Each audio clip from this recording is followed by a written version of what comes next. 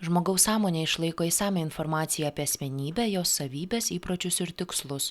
Fraktalų piešiniai - metodika, kuri padeda atskleisti žmogaus sąmonėje esančią asmeninę informaciją ir geriau pažinti save. Tiksliausiai, ką galėčiau pasakyti apie fraktalus, tai yra galimybės. Galimybės pamatyti save, galimybė priimti save tokiu, koks esi, su visais tavo didžiuliais pliusais ir minusais. Tai yra galimybė keisti save taip, kaip pačiam norisi, jeigu norisi.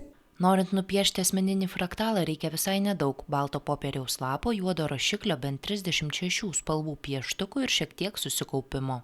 Atsisėdi prieš balto popieriaus lapą, taip, užsimerki, laikydamas juodą rašiklį rankoje ir leidi savo rankai judėti taip, kaip ji nori, kaip ji moka, kaip ji gali. Priklausomai nuo to, kokį piešinį piešiam, mes imame spalvas arba nežiūrėdami ir spalvinam atsitiktinai mums kritusias į akį, tas gardeles. Norint perskaityti fraktale esančią informaciją, svarbu kreipti dėmesį į kiekvieną detalę - spalvas, formas, simbolius lape likusį baltą plotą. Fraktalų piešimo mokytoja sako, kad piešiant reikia visiškai atsipalaiduoti ir atmesti įsitikinimus apie tai, kas gražu, o kas ne.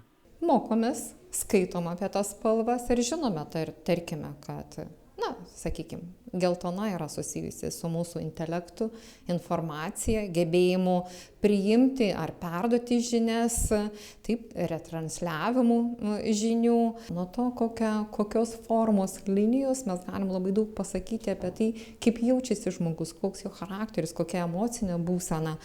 Tarkim, lankščias, banguotas linijas visą laiką piešia lankstus žmogus, gebantis prisitaikyti aplinkoje, santykiuose.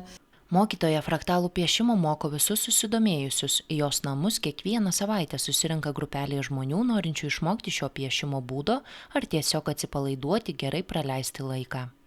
Mes čia atsipalaiduojame, mes čia ateiname būti čia ir dabar. Aš labai tą stipriai jaučiu, kad būna diena įtampa, tu bėgi kažkaip ir būni išsiblaškęs, susinervinęs, supykęs, visoks koks ir ateini čia ir tu būni čia, tiesiog čia. Ir tas piešimas, jis kažkuria prasme yra meditacija, tai yra bendravimas, tai yra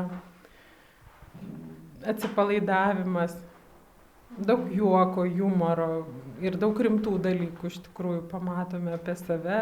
Fraktalų piešimo metodiką 90-ųjų pradžioje sukūrė Tanzilija Palujachtova, psichoterapeutė iš Rusijos. Pasaulyje itin populiaria savęs pažinimo technika lietuviai ėmė domėtis maždaug prieš 7 metus.